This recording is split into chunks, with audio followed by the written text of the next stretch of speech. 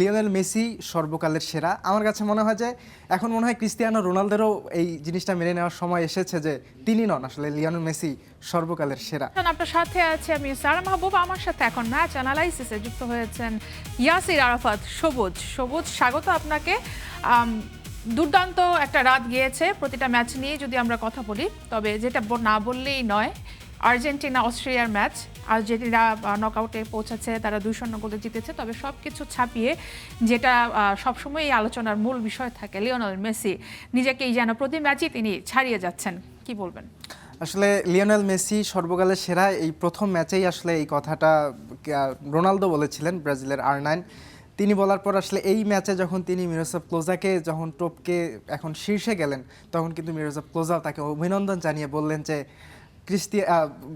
Lionel Messi সর্বকালের সেরা। আমার কাছে মনে হয় যে এখন মনে হয় ক্রিস্টিয়ানো রোনালদোরও এই জিনিসটা মেনে নেওয়ার সময় এসেছে যে তিনি নন আসলে লিওনেল মেসি সর্বকালের সেরা। তিনি আসলে যেভাবে খেলছেন, 2 ম্যাচেই 5 গোল, যেখানে 22 বিশ্বকাপে সবাই মেসির শেষ দেখে ফেলেছিল, সেই 22 বিশ্বকাপে লিওনেল মেসির মোট গোল সংখ্যা ছিল 7, এবং এখানে কিন্তু 2 ম্যাচেই তিনি 5 গোল করে ফেলেছেন। অর্থাৎ লিওনেল মেসির যে একটা অধরা জিনিস রয়েছে, গোল্ডেন বুট, সেটা হয়তো তিনি এই বিশ্বকাপে হয়তো তুলেই নেবেন। তিনি সেই হয়তো বা গোল্ডেন বুটের পেছনেই ছুটছেন। আর্জেন্টিনা 2-0 গোলে হারিয়েছে এবং 2টি গোলই আমরা দেখেছি এসেছে মেসির পা থেকে। আর্জেন্টিনা যেভাবে খেলা শুরু করেছিল এবং অস্ট্রিয়া যেভাবে চ্যালেঞ্জ জানিয়ে আর্জেন্টিনাকে ডিফেন্স করার চ্যালেঞ্জটা নিতে চেয়েছিল, সেটাতে তারা ব্যর্থ হয়েছে। The man, the myth himself, Lionel মেসির জন্য। মেসি 98 মিনিট খেলেছেন, 2 গোল তার এসেছে, 7টা তার শট ছিল, অন টার্গেট 4টা ছিল। পুরো ম্যাচে তার পাস এবং ট্যাকেলস, আমরা যদি বলি প্রথম গোলটা থেকে তার দ্বিতীয় গোলটা নিয়ে আলোচনা, কি বলবেন? লিওনেল মেসি ম্যাচের পরে একটা কথা বলেছেন যে তিনি যখন পেনাল্টিটা মিস করলেন, তখন আসলে তিনি হতাশ হননি, কিছুটা বিরক্ত হয়েছেন যে তিনি একটা পেনাল্টি মিস করেছেন, এবং যদিও তিনি তারপর আসলে 2 গোল করলেন, এবং এটা আসলে তার মধ্যে আর ওই হতাশাটা না আসাটাই স্বাভাবিক। কিন্তু তিনি পেনাল্টিটা মিস করার পর দ্বিতীয় গোলটা যখন করলেন, এবং লিওনেল মেসি যে আসলেই একজন গ্রেট ফুটবলার, এবং সেটাও কিন্তু তিনি প্রমাণ করলেন তার ম্যাচগুলো। তিনি পরে আসলে যেভাবে গোলগুলো করলেন, তিনি প্রথম গোলটা কিভাবে করলেন, একটা রান মেক করলেন, এবং সেখানে যখন ফাকুন্দো মেদিনা যখন গোলমুখ বরাবর, বক্স মুখ বরাবর যখন বলটা পাঠালেন, সেখানে আলমাদা ছিলেন, আলমাদা একটা ডামি করলেন এবং বলটা লিওনেল মেসির কাছে গেল, এবং তিনি যখন শটটা নেবেন তখন কিন্তু অস্ট্রিয়ার গোলরক্ষক তিনি আসলে মনে করেছিলেন যে ফার পোস্টে তিনি শটটা নেবেন, তিনি কিন্তু কিছুটা সরে গিয়েছিলেন, এবং লিওনেল মেসি কিন্তু তার নেয়ার পোস্টেই শটটা করলেন এবং দুর্দান্তভাবে সেই গোলটা হয়ে গেল।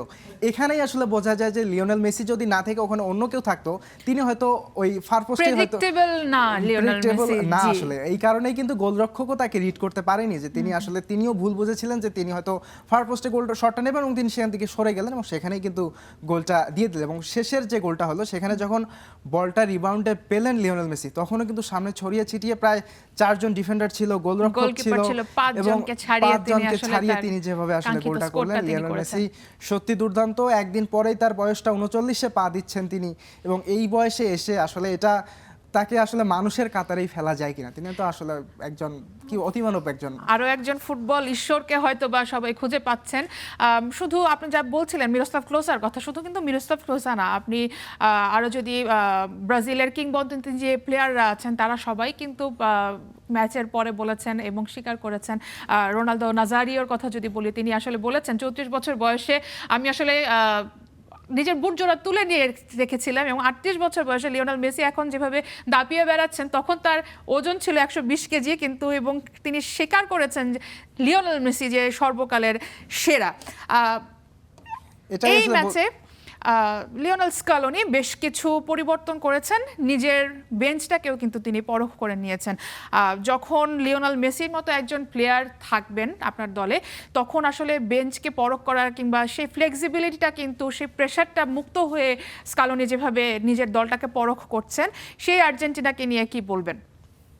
এবং এই আর্জেন্টিনা যে বিশ্বকাপে তাদের রানটা আসলে কত দূর যাবে সেটাও কিন্তু এই ম্যাচগুলো দেখেই আসলে বোঝা যাচ্ছে। তিনি গ্রুপ পর্বে আর একটা ম্যাচই রয়েছে জর্ডানের বিপক্ষে, সেই ম্যাচটা তো নিঃসন্দেহে আর্জেন্টিনা জয় পেয়ে গ্রুপ চ্যাম্পিয়ন হয়ে তারা হয়তো নকআউট পর্বে যাবে। এবং এই যে তারা লিওনেল স্ক্যালোনি তিনি আসলে এর আগের মৌসুম আগের বিশ্বকাপেই তিনি আসলে যেরকমটা দেখিয়েছিলেন, এবং এই যে প্লেয়াররা এরা আসলে গেল এই যে 4 বছরে কিন্তু তারা কোনো বড় দলের সাথে সেভাবে খেলেনি, অর্থাৎ বড় দলগুলো কিন্তু সেভাবে আর্জেন্টিনার কিন্তু সেই স্ক্যালোনির কিন্তু সেই ট্যাকটিস বা অন্য যে কোনো কিছুই আসলে ধরতে পারেনি। কিছুদিন আগে আসলে শুনছিলাম যে তাদের স্পেনের সাথে যে খেলাটা হওয়ার কথা ছিল সেটা আসলে ইচ্ছা করেই আর্জেন্টিনা খেলেনি কিনা, কারণ সিক্রেটগুলো ফাঁস করতে চান না স্ক্যালোনি, চাচ্ছিলেন না, এই ব্যাপারটাও থাকতে পারে। তবে স্ক্যালোনি তিনি আসলে এই দলটাকে যেভাবে টেনে নিয়ে যাচ্ছেন, 22 বিশ্বকাপে তিনি চ্যাম্পিয়ন করেছেন এবং এবার যেভাবে তিনি যাচ্ছেন এই দলটাকে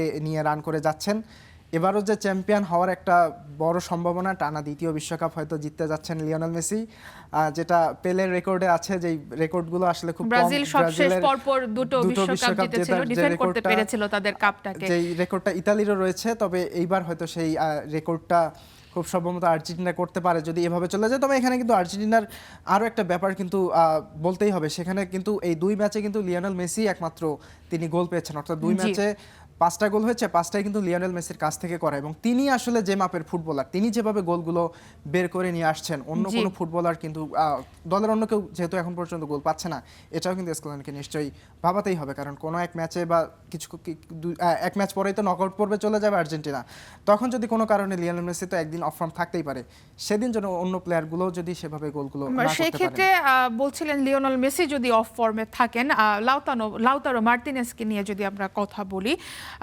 বিশ্বকাপের আসলেই লাউতারো মার্টিনেজের হয়তো বা অফ ফর্মের একটা ছোঁয়া চলে আসে, কিন্তু এই ম্যাচের ক্ষেত্রেও আপনি দেখুন তিনি 65 মিনিট খেলেছেন, তাকে হয়তো বদলিও নেওয়া হয়েছে, কিন্তু সেভাবে তিনি নিজেকে আসলে মেলে ধরতে পারছেন না। মেসির পরে লাউতারো মার্টিনেজ, আলভারেজ আছেন অবশ্যই, আলভারেজকে নিয়েও আমরা কথা বলবো, কিন্তু মার্টিনেজকে খুঁজে পাওয়াটা মনে হয় খুব বেশি জরুরি। এবং তাকে কিন্তু বলা হয় যে বর্তমানের হেগুইন তাকেই বলা হয়, এবং তিনি 2টা ম্যাচেই কিন্তু স্টার্টিং খেললেন, কিন্তু সেভাবে আসলে কিছুই করতে পারলেন না। যদিও তার বদলে 2টা ম্যাচেই কিন্তু তার বদলে হুলিয়ান আলভারেজকে নামানো হয়েছিল এবং হুলিয়ান আলভারেজ কিন্তু যথেষ্ট ভালো খেলেছেন। সবুজ, এই ম্যাচে আর্জেন্টিনার অবশ্যই প্রতি দুটো ম্যাচেই আর্জেন্টিনা ক্লিন শিট রেখেছে, এমিলিয়ানো মার্টিনেজকে তেমন কোনো চ্যালেঞ্জের মুখোমুখি হতে হয়নি।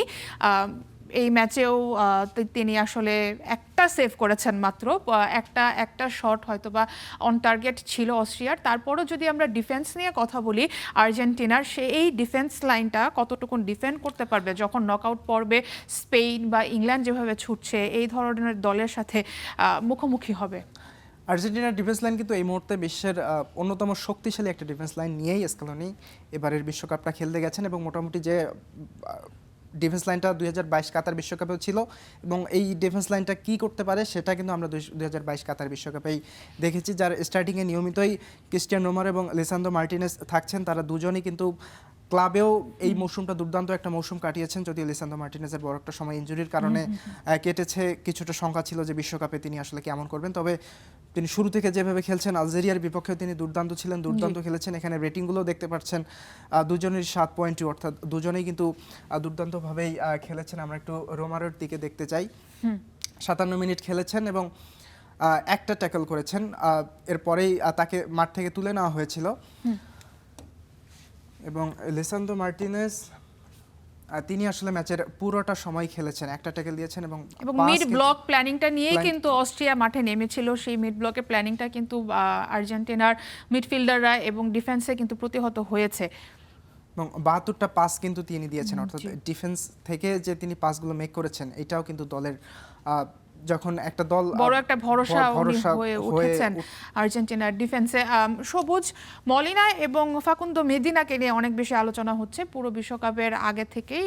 এই দুইজন এই ম্যাচে খেলেছেন, নিজেদেরকে আবারও বলতে হয় যে চ্যালেঞ্জ জানতে হয়নি, এই দুজনের আসলে পারফরমেন্স কিভাবে মূল্যায়ন করবেন? ফাকুন্দো মেদিনা আসলে তাকে নিয়েই সব থেকে বেশি, মলিনা তো আগের বিশ্বকাপে ছিলেন এবং ফাকুন্দো মেদিনাকে নিয়ে সব থেকে বেশি আলোচনা, এবং তিনি আসলে কি করতে পারেন সেটা কিন্তু এই অস্ট্রিয়ার বিপক্ষে ম্যাচেই আসলে দেখিয়ে দিয়েছেন। তিনি যে লিওনেল মেসি যে গোলটা করেছেন, খুব সম্ভবত অ্যাসিস্টটা তার কাঁধেই উঠেছে, কারণ তিনি আসলে সেই বলটা ডি বক্সের মুখ বরাবর বাড়িয়েছিলেন, যেখানে আলমাদাকেও একটা ক্রেডিট দিতে হয়। এবং আরেকটা কথা হচ্ছে, যেটা গতকাল খুব সম্ভবত আপনি রহমান পেয়ারের সাথে ছিলেন, তিনি আসলে যে কথাটা বলেছেন, তার শোটা আমি শুনছিলাম, আপনাদের দুজনের কথা আমি শুনছিলাম।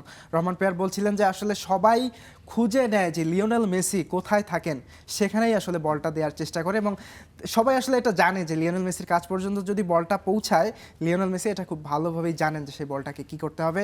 ফাকুন্দো মেদিনা তিনি আসলে যদিও আলমাদাকে দেখেই আসলে গোলমুখ বরাবর একটা বল পাঠালেন, কিন্তু আলমাদা সেখানে বুঝতে পারলেন যে তার পেছনে রয়েছেন লিওনেল মেসি, এবং তিনি সেখানে ডামিটা করলেন, তার দু পায়ের ফাঁক দিয়ে বলটা লিওনেল মেসির কাছ পর্যন্ত গেল, এবং তার লিওনেল মেসির থেকে আসলে ভালো ফিনিশার শুধু আর্জেন্টিনা কেন, বিশ্বেই কি আর আছে নাকি? এই প্রশ্নটা নিয়ে আসলে এখন আর কোনো তর্কের সুযোগ নেই। তবে মেসি যেভাবে ছুটছেন, তার পেছন পেছন যিনি আরেকজন ছুটছেন, আমরা যদি আর্জেন্টিনার ম্যাচের বাইরে একটু বেরিয়ে আসি, কিলিয়ান এমবাপ্পে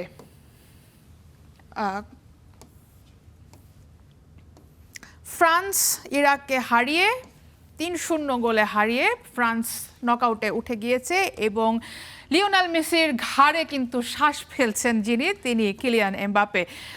ক্লোজাকে তিনি ইতোমধ্যেই তার রেকর্ড ছুঁয়ে ফেলেছেন 16 গোলের রেকর্ড। কিলিয়ান এমবাপ্পে ম্যাচে দুর্দান্ত 2 গোল করেছেন, অন টার্গেটে শট তো 3টা, তিনি টোটাল 8টা শট নিয়েছেন। 9.3 রেটিং। বিশ্বকাপ এলেই যেন ফ্রান্সের কিলিয়ান এমবাপ্পে নিজেকে বদলে ফেলেন, এবং নতুন একজন, প্রতি বিশ্বকাপেই মনে হয় যে নতুন একজন কিলিয়ান এমবাপ্পে খেলছেন, তিনি যেভাবে ছুটছেন। কি বলবেন, এই বিশ্বকাপে কি মেসিকে ছাড়িয়ে যাবেন এমবাপ্পে? মেসিকে ছাড়িয়ে যাওয়ার তো একটা বড় সম্ভাবনা রয়েছে রেকর্ডের দিক থেকে, অবশ্যই রেকর্ডের দিক থেকে। আসলে রেকর্ডের কথাই বলছিলাম, আসলে লিওনেল মেসিকে তো ছাড়িয়ে, যদিও তিনিও আসলে একজন world cup winner, Lionel Messi একজন ওয়ার্ল্ড কাপ উইনার, টানা 2টি বিশ্বকাপের ফাইনাল খেলেছে ফ্রান্স, এবং সেই বিশ্বকাপের ফাইনাল খেলাতে আমরা 2022 বিশ্বকাপে তিনি তো ফ্রান্সের হয়ে যে খেলাটা দিয়েছেন, আসলে এটাও তো অবিশ্বাস্য একটা ম্যাচ ছিল। হ্যাটট্রিক করলেন তিনি আর্জেন্টিনার বিপক্ষে, যদিও দুর্ভাগ্য যে তিনি শেষ পর্যন্ত ফ্রান্সকে দ্বিতীয় শিরোপাটা এনে দিতে পারেনি। তবে এই বিশ্বকাপে আসলে কিলিয়ান এমবাপ্পে যেভাবে খেলাটা শুরু করেছেন, রিয়াল মাদ্রিদে খুব একটা ভালো ফর্ম যায়নি, রিয়াল মাদ্রিদকে কোনো শিরোপাই এনে দিতে পারেনি। রিয়াল মাদ্রিদে যোগ দেওয়ার পর রিয়াল মাদ্রিদেরও আসলে ভাগ্যটা খারাপ হয়ে গেছে। ক্লাব ক্যারিয়ারে কিলিয়ান এমবাপ্পের ভাগ্যটা খুবই খারাপ। তিনি পিএসজিতে দীর্ঘদিন থাকলেন একটা চ্যাম্পিয়ন্স লিগ যাওয়ার জন্য, সেটা পারলেন না। যখন রিয়াল মাদ্রিদে পরপর দুটো চ্যাম্পিয়ন্স লিগ জিতে গেল, যখন এমবাপ্পে চলে গেলেন, তিনি রিয়াল মাদ্রিদে আসলেন চ্যাম্পিয়ন্স লিগ জেতার জন্য। কিন্তু রিয়াল মাদ্রিদে আসার পর রিয়াল মাদ্রিদ চ্যাম্পিয়ন্স লিগ কি জিতবে, তারা লিগটাই জিততে পারছে না। লিগ কাপের যে অন্য যে কাপ ইয়েগুলো রয়েছে সেগুলো আসলে জিততে পারছে না। তবে বিশ্বকাপ আসলেই কিন্তু কিলিয়ান এমবাপ্পে তার যে খেলা তিনি সেটা দেখান, এবং এটি তার 3য় বিশ্বকাপ, এবং তিনি তার 3য় বিশ্বকাপেই কিন্তু লিওনেল মেসির ঘাড়ে নিঃশ্বাস ফেলছেন, যেখানে লিওনেল মেসি খেলছেন তার 6ষ্ঠ বিশ্বকাপ। অর্থাৎ এই বিশ্বকাপে যদি ছাড়িয়েও নাও যান, পরবর্তীতে তিনি অন্তত আরো 1টা বা 2টা বিশ্বকাপ তো খেলবেনই, সেগুলোতে নিশ্চয়ই ছাড়িয়ে যাবেন কোলের দিক থেকে। পুরোটা সময় তিনি আসলে খেলেছেন, 2টি গোল করেছেন, অন টার্গেট শট ছিল আপনার 3টা, টোটাল শট করেছেন 8টা, পাস ছিল 39টা, ট্যাকেল একটা। শুধু কিলিয়ান এমবাপ্পেকে নাম্বার দিয়ে আসলে বিশ্লেষণ না করেও আপনি যদি দেখেন পুরো ফ্রান্স টিমটাকেই কিন্তু তিনি চালাচ্ছেন, এক কথায় বলা যায়। কিন্তু তারপরও এই ম্যাচে সবথেকে দুর্দান্ত জিনিস ছিল ওসমান দেমবেলেকে ফিরে পাওয়াটা। ওসমান দেমবেলে প্রথম ম্যাচে নিজেটা কিছুটা হয়তো বা কোপ আপ করতে কিছুটা সময় নিয়েছেন, কিন্তু নিজে কিন্তু সেই চিরচেনা ফর্মে ফিরে এসেছেন দেমবেলে। ফ্রান্সের খেলা কেমন লাগছে, কি মনে হচ্ছে ফ্রান্স আর আর্জেন্টিনা কি আরও একটা ফাইনাল দেখবে বিশ্ব?